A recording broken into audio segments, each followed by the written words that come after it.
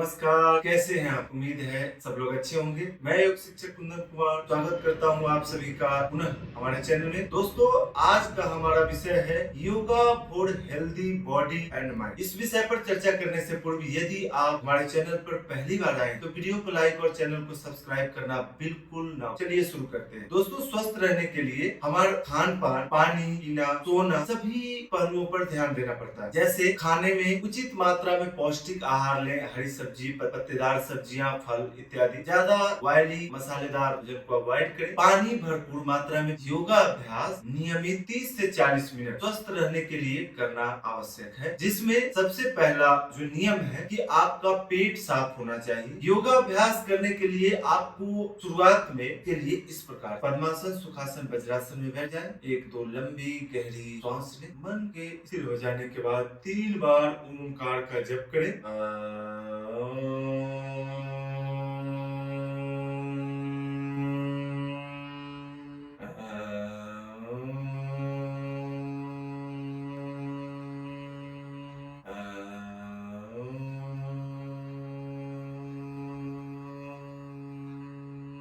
शांति शांति शांति। इस प्रकार से दोनों हाथों को मिलाएं, आपस में रब करें, दोनों आंखों को ऊपर रखें, कपनुमा आकृति बनाते हुए तत्पश्चात पूरे चेहरे और गले तक मसाज करते हुए हरिओम तत्। यहाँ पे हमारा मन शांत और एकाग्र हो गया। तो अब हम करेंगे योग आसन, जिसके लिए सबसे पहले हमें खड़े हो जाने की आवश्यकता है। अपने दरी या मैट के ऊपर खड़े हो जाने हैं। खड़े होने के बाद दोनों पैर को आपस में मिला लेने हैं। दोनों हाथ थाई के ऊपर यानी समस्थिति से दोनों हाथों को इस प्रकार से उठाएं, ऊपर ले जाएं। इस प्रकार से ग्रिप करके सिर के ऊपर ले आए। लंबी गहरी श्वास भरते हुए ऊपर की ओर खींचे। बिल्कुल अंगुलियों के ऊपर आ जाएं। बैलेंस बनाने का तरीका, नजर किसी निश्चित बिंदु पर, धीरे धीरे डाउन। तारासन, हम यहाँ पर 3 आसन करेंगे। तारासन, त्रिकोणासन और कटी चक्रासन। इस अभ्यास से आपके कब्ज में राहत मिलता है, पाचन क्रिया मजबूत होता है, शरीर में ऊर्जा के लेवल में बढ़ोतरी होती है और यह वार्म अप एक्सरसाइज के अंतर्गत भी आता है। तो इस अभ्यास को आपको 10 बार करने हैं। 10-10 सेकंड ऊपर होल्ड करने हैं और फिर डाउन आ जाए। उसके बाद यही लंबी गहरी श्वास भरें, हाथ को ऊपर की तरफ सीधा कर और श्वास छोड़ते हुए बाएं तरफ दोनों हाथ की उंगलियों को सीधा रखें। वापस श्वास भरते हुए मध्य में आ जाए। श्वास छोड़ते हुए दाहिने, यहाँ पे अपनी क्षमता अनुसार होल्ड करें। वापस इस अभ्यास को भी आपको 10 बार बाएं से और 10 बार दाहिने से करने। दोनों पैर के बीच में लगभग 4 इंच का गैप देना है और दोनों हाथ को सामने इस प्रकार से रखने हैं। लंबी गहरी श्वास लेने हैं, श्वास छोड़ते हुए इस प्रकार से पीछे की तरफ। अब मैं यहाँ पे आपको पीछे का, फिर वापस से श्वास भरते हुए सामने, श्वास छोड़ते हुए इस प्रकार से जायजा लें। इस अभ्यास को भी आपको 10 बार बाएं और 10 बार दाहिने करने। यहाँ पे ध्यान रखें कि जिनको एंकल में बहुत ज्यादा पेन हो वो तारासन थोड़ा आराम से करें। त्रिकोणासन में आपके अगर कमर में बहुत ज्यादा पेन है तो आप इस अभ्यास को ना करें, और अगर अल्सर, अपेंडिक्स जैसी शिकायत है तो कृपया। इसके बाद सूर्य नमस्कार करते समय आप पूर्वाभिमुख यानी पूर्व दिशा की ओर मुख करके करें। सूर्य नमस्कार के बारे में कहा गया है, यह एक ऐसा आसनों का श्रृंखला है, यह एक ऐसा आसन का समूह है जो कि सभी योग आसनों का लाभ देने में समर्थ। हाल ही में एक रिसर्च में पाया गया है कि योग में सबसे फायदेमंद सूर्य नमस्कार। तो सूर्य नमस्कार को करने के लिए हम अभी आपको करके दिखाएंगे, परंतु उससे पहले सावधानियां। जिनको स्लिप डिस्क है वो पाद हस्तासन करने से बचे। जिनको हाई ब्लड प्रेशर, मिर्गी की शिकायत है वो हस्तोत्तान करने से बचे। बाकी आपको यदि किसी प्रकार का सीवियर प्रॉब्लम है, बीमारी है, तो आपको डॉक्टर ने आपकी सीमाएं बता रखी होंगी। उस सीमा को ध्यान में रखते हुए करें तो ज्यादा लाभ हो। चलिए शुरू करते हैं।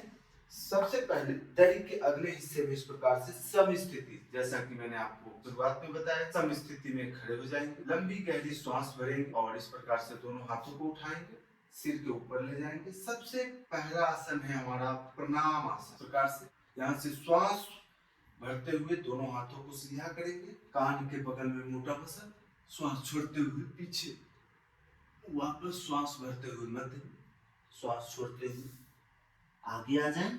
कि जितना भी आगे आ सकते हैं आगे आने का प्रयास करें, सामने देखते हुए दोनों हाथ इस प्रकार से दोनों पंजे के बगल में। लंबी गहरी श्वास भरें, श्वास छोड़ते हुए दाहिना पांव पीछे ले जाएं और कमर को नीचे दबाएं। अश्व संचलन आसन, यहाँ पे होल्ड करें।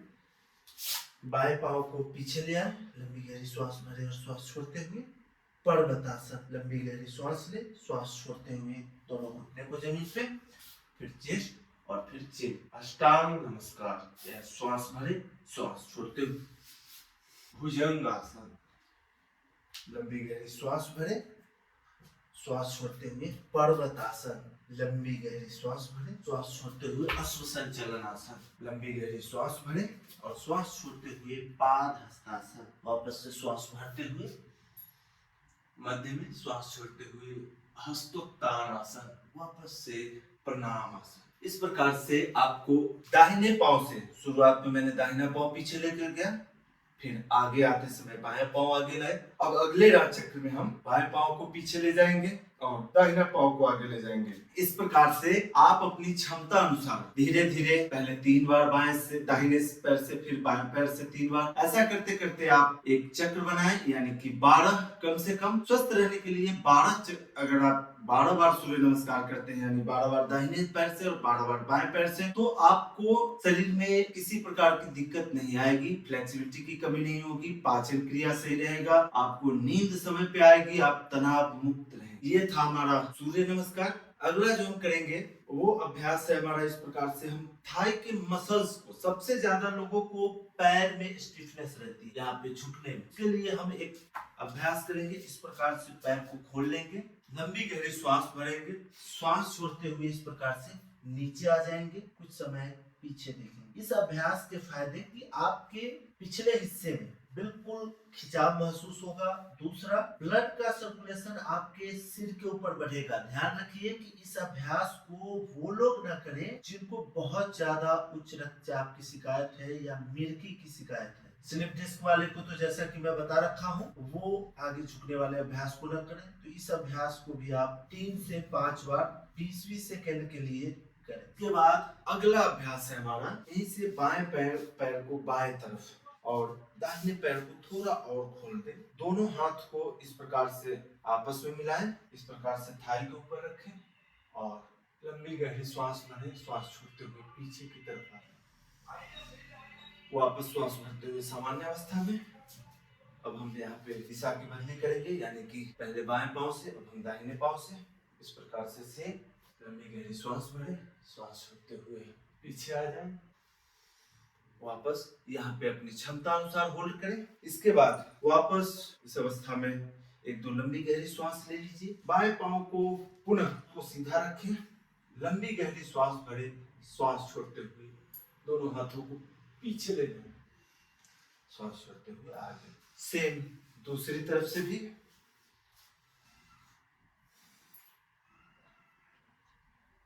और इस प्रकार से सामान्य अवस्था में आ जाएंगे। सामान्य अवस्था में आने के बाद इस प्रकार से खड़े होकर 1-2 लंबी गहरी श्वास लेंगे, श्वासों की गति को सामान्य करने का प्रयास करेंगे। इसके बाद आपको दरी के ऊपर बैठ जाना है और इस प्रकार से दंडासन में बैठने हैं। हम करेंगे अर्ध मत्स्येंद्र आसन। अर्ध मत्स्येंद्र आसन के लिए दाहिने पांव को फोल्ड करें, इस प्रकार से बाएं पांव को दाहिने पांव के घुटने के पास ले आए। शुरुआत में सपोर्ट के लिए बाएं हाथ को पीछे ले जाएं, दाहिने हाथ को इस प्रकार से लंबी गहरी श्वास भरे और छोड़ते हुए आगे ले आए, इस प्रकार से।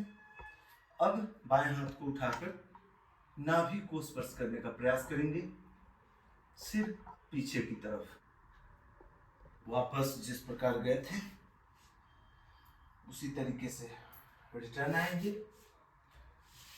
इस अभ्यास को वो लोग न करें जिनको अल्सर, अपेंडिक्स या पेट से संबंधित किसी प्रकार के गंभीर रोग से पीड़ित हैं। इस अभ्यास से डायबिटीज के मरीजों के लिए रामबाण है, अन्य बाकी जितने भी लोग हैं उन सबके लिए फायदेमंद है। ऐसा नहीं कि केवल डायबिटीज वालों के लिए।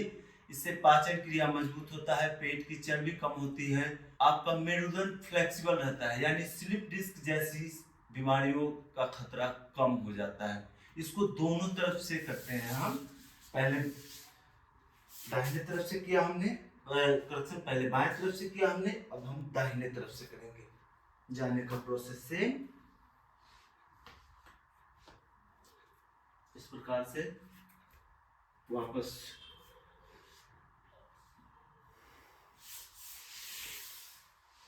इस प्रकार से वापस दंडासन में आ जाएंगे। यहाँ पे आपको दंडासन में आने के बाद कुछ समय बटरफ्लाई आपके श्रोणी क्षेत्र यानी ग्रोइंस रीजन के मसल्स के लिए बहुत लाभदायक होता है, चाहे वो स्त्री हो या पुरुष, सबके लिए लाभदायक है। बटरफ्लाई करने के बाद आप पद्मासन, सुखासन, वज्रासन, किसी भी सुखपूर्वक आसन में बैठ जाएं। यहाँ पे ध्यान रखें कि यदि आपके शरीर को आराम की आवश्यकता है तो आप कुछ समय शवासन में, कब, जब आप सूर्य नमस्कार समाप्त कर लेते हैं उसके बाद कुछ समय आप शवासन में लेटकर आराम कर सकते हैं। बाकी आसन उसके बाद कर सकते हैं, या आप करने में सामर्थ्य हैं, सक्षम हैं, तो आप कंटिन्यू करने के बाद आप एक साथ भी कर सकते हैं। इसमें कोई बीच में आप जिस अवस्था में हैं, शुरुआती पोज, वापसी में जब आते हैं तो वहां पे आप 1-2 लंबी गहरी श्वास लेकर अपने शरीर को सामान्य कर सकते हैं। इसके बाद हम 3 प्राणायाम करेंगे। सबसे पहला है कपालभाति, दूसरा नाड़ी शोधन और तीसरा भ्रामरी। इन सभी का डिटेल वीडियो हमारे चैनल में उपलब्ध है, तो आप देखकर ला। पहला है हमारा कपालभाति। कपालभाति करने के लिए इस प्रकार से किसी भी सुखपूर्वक आसन में बैठ जाएं। कमर गर्दन सीधी, आंखें कोमलता से बंद, दोनों हाथ ज्ञान मुद्रा या चिन्ह मुद्रा में घुटनों के ऊपर, आंखों को कोमलता से बंद कर लें। लंबी गहरी श्वास भरें। इस प्रकार से छक छक की आवाज करते हुए आपको श्वास को बाहर फेंकना है। ध्यान रखें कि जिनको मिर्गी की शिकायत है, उच्च रक्तचाप की शिकायत है, पेट में किसी गंभीर समस्या से ग्रसित हैं, तो आप कपालभाति न करें। बाकी आप अपनी क्षमता अनुसार 1 मिनट में 40 बार 40 स्ट्रोक से शुरुआत कर सकते हैं और आप 120 स्ट्रोक तक कर सकते हैं। इस अभ्यास को आप कम से कम 3 बार शुरुआत में करें। इसके बाद अगला प्राणायाम है हमारा नाड़ी शोधन, जिसे आप सामान्य भाषा में अनुलोम विलोम या अल्टरनेट नॉस्ट्रल ब्रीथिंग भी कहते हैं। चलिए शुरू करते हैं। करने के लिए इस प्रकार से 2 उंगलियों को दोनों भौहों के मध्य में रखें। ध्यान रखें कि आप इस तरीके से भी कर सकते हैं, लेकिन यदि आप 2 उंगलियों को अपने त्रिनेत्र के स्थान पर रखते हैं तो इसका एक पॉजिटिव प्रभाव आपके मस्तिष्क के ऊपर होता है, इसलिए हम इस प्रकार से रखेंगे।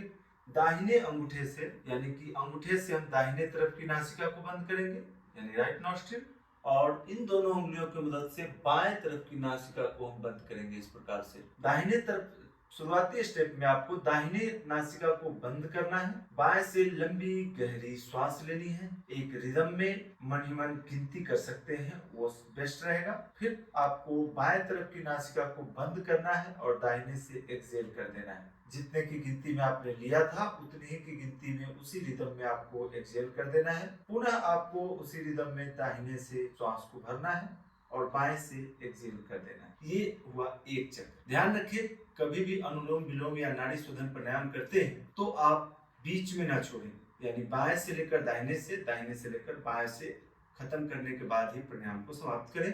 इस प्राणायाम को आप 3 से 5 मिनट करें, इससे आपको बहुत लाभ होगा। अनुलोम विलोम को आप किसी भी समय कर सकते हैं और ये बच्चे, बूढ़े, जवान सबके लिए बहुत लाभदायक है। पूरे शरीर के जितनी भी नसें, नाड़ियां, सब में ऑक्सीजनेटेड ब्लड, यानी कि हर जगह ऊर्जा का प्रवाह को बढ़ाता है, संचार को बढ़ाता है और आपकी नाड़ियां शुद्ध होती है, जिससे आप रोग मुक्त रहते हैं। तो अगला है हमारा भ्रामरी। भ्रामरी का अर्थ होता है भंवरों की तरफ गुंजन करना। भ्रामरी को केवल वो लोग न करें जिनको मिर्गी की शिकायत है, बाकी आप कर सकते हैं। भ्रामरी 2 तरीके से किया जाता है। पहला है सन्मुखी मुद्रा, दूसरा है सामान्य। सामान्य कहने का मतलब है इस प्रकार से कान के टिप को बंद करके, और दूसरा है सन्मुखी मुद्रा। इस प्रकार से अंगूठे से कान के टिप को दबाएंगे, अंगूठे से कलमे वाली उंगली से आंखों के ऊपर रखेंगे, मध्यमा उंगली को दोनों नाक के बगल में, रिंग वाली उंगली को मूंछों के ऊपर और सबसे छोटी उंगली को इस प्रकार से। यहाँ पे अब लंबी गहरी प्राणवायु भरेंगे।